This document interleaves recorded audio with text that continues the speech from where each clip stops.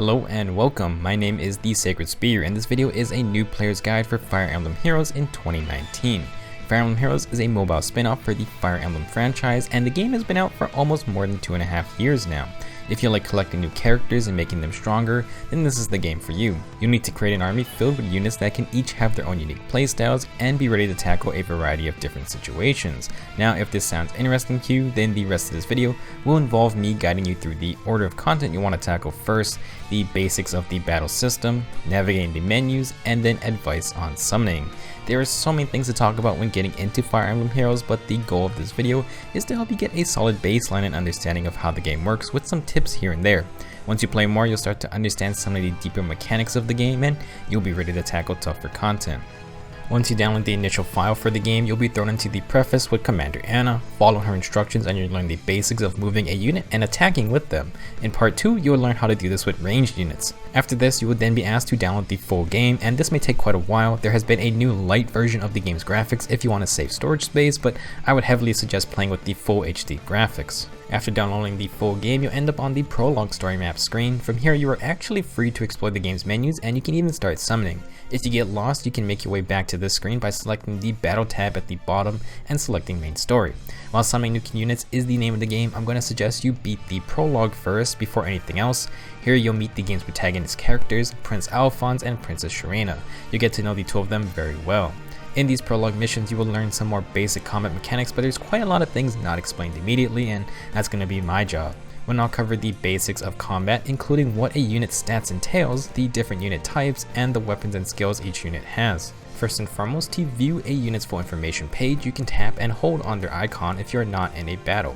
On the battlefield, you'll be able to see a smaller version of this information at the top of the screen when you select any unit. This includes enemy units as well, and you will need to check on their information if you want to be prepared. To get the full-size view, you can tap on the magnifying glass in the upper left-hand corner underneath the unit's portrait. Now whether you are in the full screen view or just using the top of the battle screen, if you want to find out what something does, you can simply tap on it. Just about every icon or number can be tapped on to bring up a panel of information, and this will be useful as you learn the ins and outs of the game. When on the full stats page, you can see a unit's level. Level determines how much base stats your unit has, and the level cap is 40. Unlike regular Fire Emblem games where level ups have random stat growths, in Heroes when you reach level 40, a character will always reach the same end total. There are some random variations called assets or flaws, which can increase or decrease certain stats a little, but I won't be fully explaining them in this video. Now if we just go down the whole left side, we'll start with HP, your unit's health points, and when this number reaches 0, your unit is KO'd and leaves the battlefield. There is no permadeath in Fae, but many challenging maps will fail you immediately if someone dies. Your attack stat determines how much damage your unit deals, and there is a damage formula that involves some of the other stats. Speed is a crucial stat because in Heroes, if your unit has 5 or more speed than your opponent, they will get a follow-up attack. Having more speed is always nice, and it's a stat that affects both offense and defense since you don't want your units taking more hits either. Now, Fire Emblem has 2 defensive stats. The first is defense, and it determines how much damage you take from physical attacks. The second is resistance, often shortened to just res. This determines how much damage you take from magical attacks. Before we continue, we should discuss the types of units in Fae, and they can be split into weapon types and movement types. For weapons, we have physical damage and magical damage weapons, and these determine what defensive stat gets used when calculating damage. Physical damage weapons include swords, axes, lances, daggers, bows, and beast damage. Units with these weapons will target an enemy's defense stat, and the damage is calculated as your attack minus the enemy's defense equals total damage. For magical damage, we have magic tomes, staffs, and dragon stones. These target an enemy's resistance stat, so it's going to be your attack minus the enemy's resistance equals total damage. Important to note that staff weapons are only usable by healers and they naturally deal 50% less damage because they are a support type unit. However, that limiter can be removed with certain skills. Now you may notice every weapon type has a certain color, and color is very important because it represents the classic Fire Emblem weapon triangle. Funnily enough, the weapon triangle is sort of gone from the newer titles like Three Houses, but in Heroes it's a really great way to simplify the combat down for a mobile game. In main Fire Emblem games, the weapon triangle is basically swords have the advantage over axes, axes beat lances, and lances beat swords. In Heroes, this is simplified to just colors, with swords being red, axes being green, and lances being blue. If you have the weapon triangle or color triangle advantage, your unit gains 20% to their attack stat and the enemy loses 20% attack, which means you'll take less damage. Using the weapon triangle is a key strategy in Fae. Colorless weapons reside outside the red, green, and blue triangle. They naturally have neutral matchups against all three colors and other colorless units. There is an exception to this, but it requires a certain ability. While swords, axes, and lances are tied to red, green, and blue, the other weapon types except for staves can come in any color. For example, you can have a red dagger that will be strong against a green bow. The weapon triangle is always in the bottom right hand corner of the map should you need a reference. Along with weapon types, every unit also has a movement type. There are 4 movement types in the game: infantry, flying, cavalry, and armor. Each have their own distinct traits. Infantry can move 2 spaces and are slowed by forest tiles. Flying units can also move 2 spaces, but they have air mobility, so they can freely pass over most terrain such as mountains and water. In exchange, flyers are super weak to bows, so keep that in mind. Cavalry units are very powerful, being able to move 3 spaces. They cannot, however, move through any forest tiles. As for army units, they have superior base stats, but can only move 1 space at a time. There are some skills to move 2 spaces, however. With heroes only having a small grid for most battles, mobility is an important factor. Returning to our unit stat page, we have 2 more categories on the left hand side. SP is skill points, and units gain them from defeating enemies and leveling up. You need SP to learn new skills.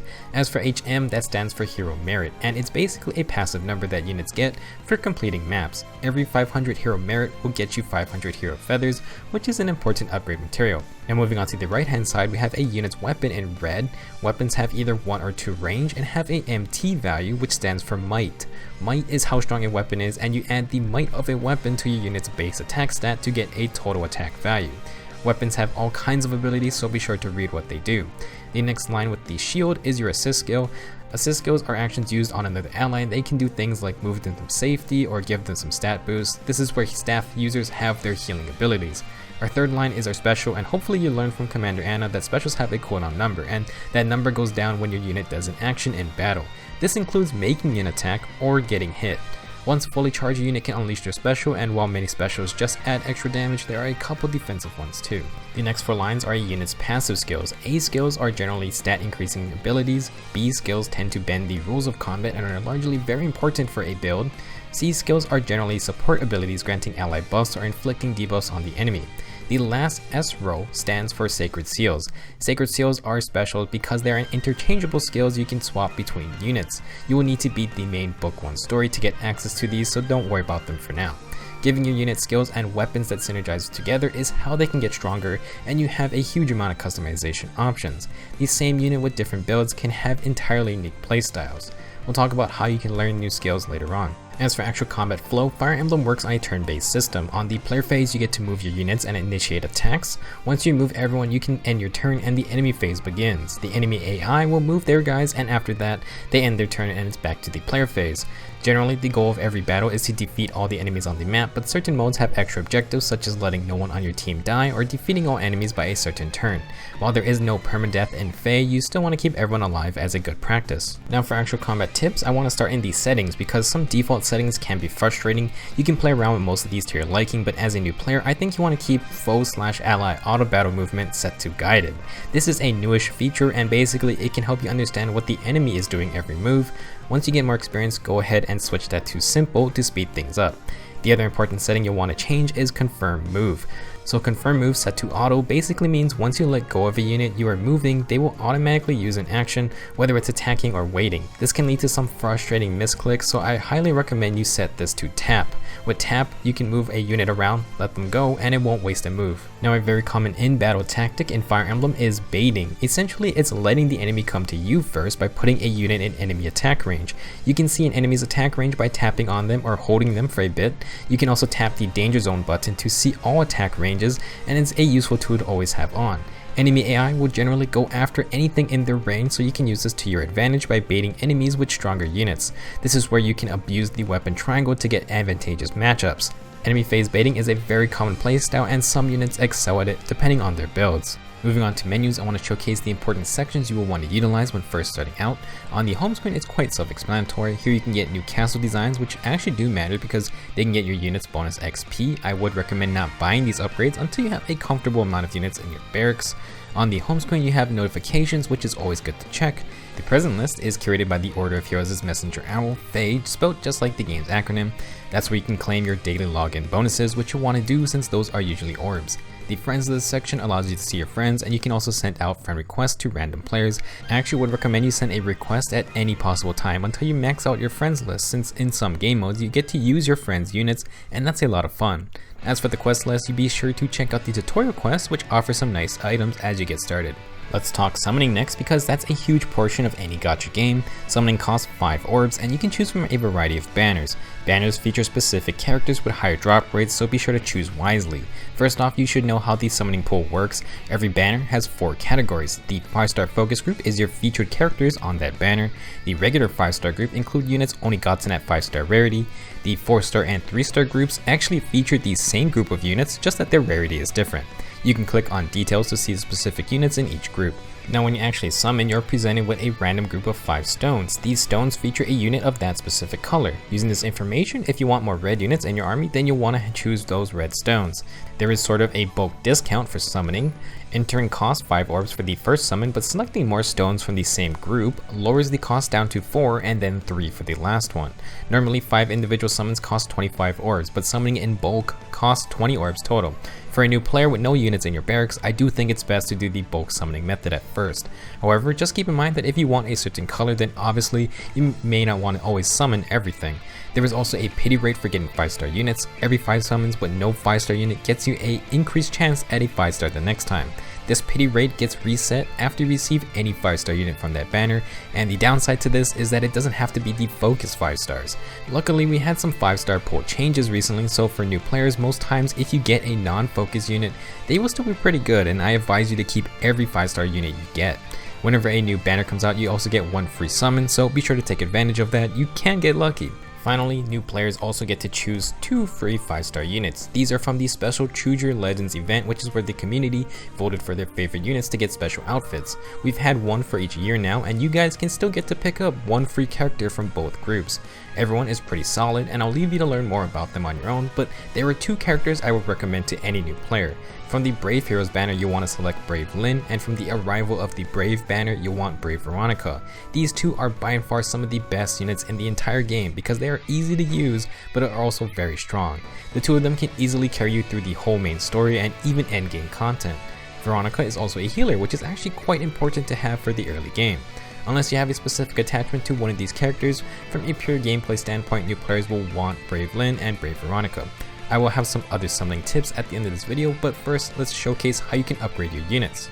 The Allies tab is easily the most cluttered part of the menu. For brand new players, don't even worry about the bottom 4 options. You'll need Edit Team. This is where you can create up to 15 different teams and swap new units in. Before moving on, an important thing to remember is that if you don't understand what a certain screen is for, look for the question mark icon in the upper right. This gives you a basic rundown of what that part of the menu is for, and it's very useful. With our team set up to make them stronger, you select Ally Growth. Do not touch the purple sections until you know what you're doing. Level Up allows you to increase a unit's levels without fighting if you have some crystals. However, unlike many other games, this is largely unnecessary. You can just level up through combat. As for Learn Skills, this is where you spend your SP points to learn new skills. Pretty simple.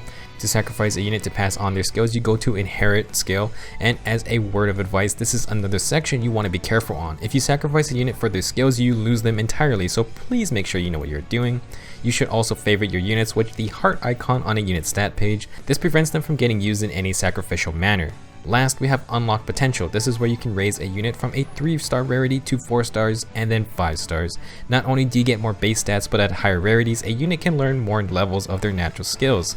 To unlock Potential, you will need Hero Feathers, and they can definitely be tough to get early on.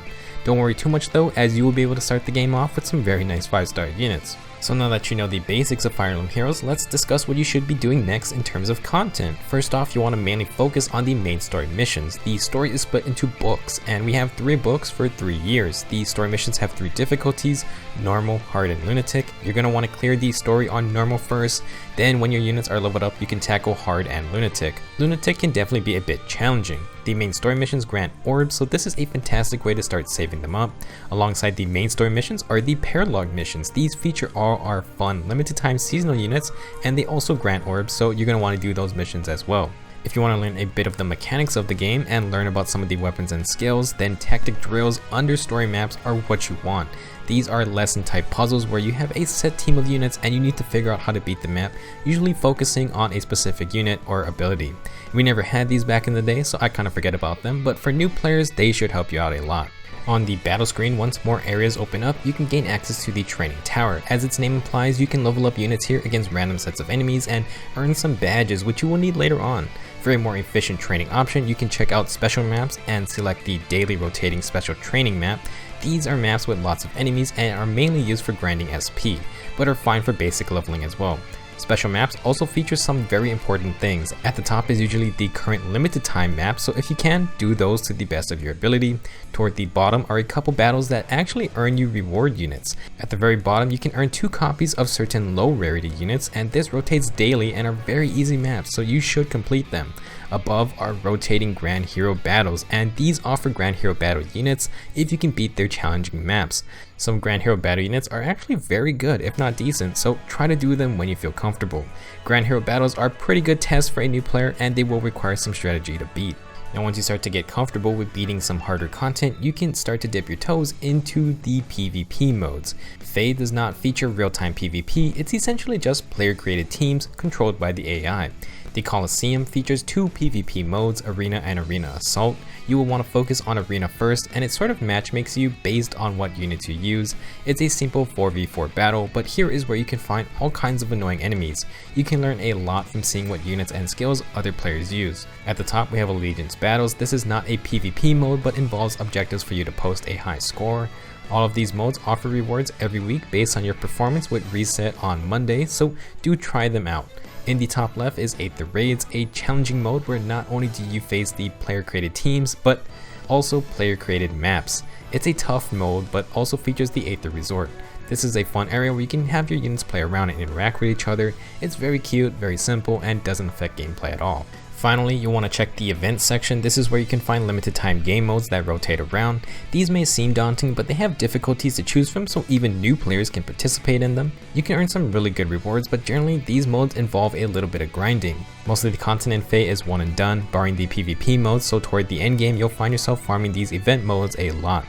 Hopefully you now have an idea of what to do when starting Fire Emblem Heroes. I do have some important tips I want to share with new players. First off, we can get you even more free units. You can get Legendary Ike, a very good sword unit in the Paralogs under Xenolog 3, the People's Hero. You can get the main new character from Book 2 story, Fjorm, just by completing Chapter 1 of Book 2. You can do the same for Air, a new character from Book 3 by beating Chapter 1 of Book 3. Regarding other good units you want to have, a Dancer is very strong. Dancers are special units that have the dance or sing assist skill, and they allow a unit to move again. You can get a free dancer from the daily rotating hero battles under special maps. Her name is Olivia, and if you can't summon another dancer, she is a great starting one.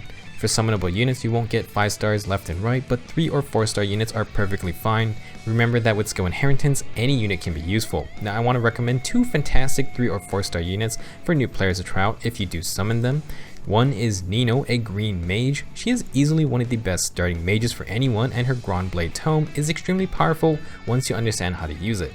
Another amazing unit is Reinhardt. He's an absolutely busted character and another one who can easily carry you through the majority of the game. Once you start playing any PvP modes, you will quickly understand why the Reinhardt is such a revered name in the Fate community. If you use him, you will love him, and when you face him, you're gonna dread him. Regarding summoning banners for new players specifically, you may want to wait until the monthly Mythic or Legendary banner occurs. This monthly banner features 12 heroes available at 5-star rarity and an increased drop rate. It's tough to get a specific hero on this banner, but a new player will generally be fine with getting any new 5-star. If you employ the bulk summoning technique using 20 orbs every time to use all 5 stones, you have a great chance at getting some new 5-star units. If you're a player who purchased Fire Emblem 3 houses, then you can also get a free copy of Male Byleth and Heroes. To claim this, you must link your Fire Emblem Heroes game to a Nintendo account, and this Nintendo account must be the same one that you used to redeem the gold coins from purchasing 3 houses. You have until June of 2020 to do this, and I will leave a link in the description to an official Nintendo webpage with more information. As a closing statement, I do want to encourage you to try out all kinds of fun units. Every hero has their own personality, and while not all of them are going to be the best, you'll have a much better experience using the units you like. Maybe it will get you interested in trying out the Fire Emblem games they are from. Now, I barely scratched the surface of features and modes in this video. Things can seem a bit complicated at first, but the game is very polished and you have a lot of content to play at this time. If you're enjoying the game, consider subscribing to this channel. I mainly talk about Fire Emblem Heroes here and cover all the new units and events the game comes out with. If you have any questions, you can ask them in the comments and I will do my best to help you out.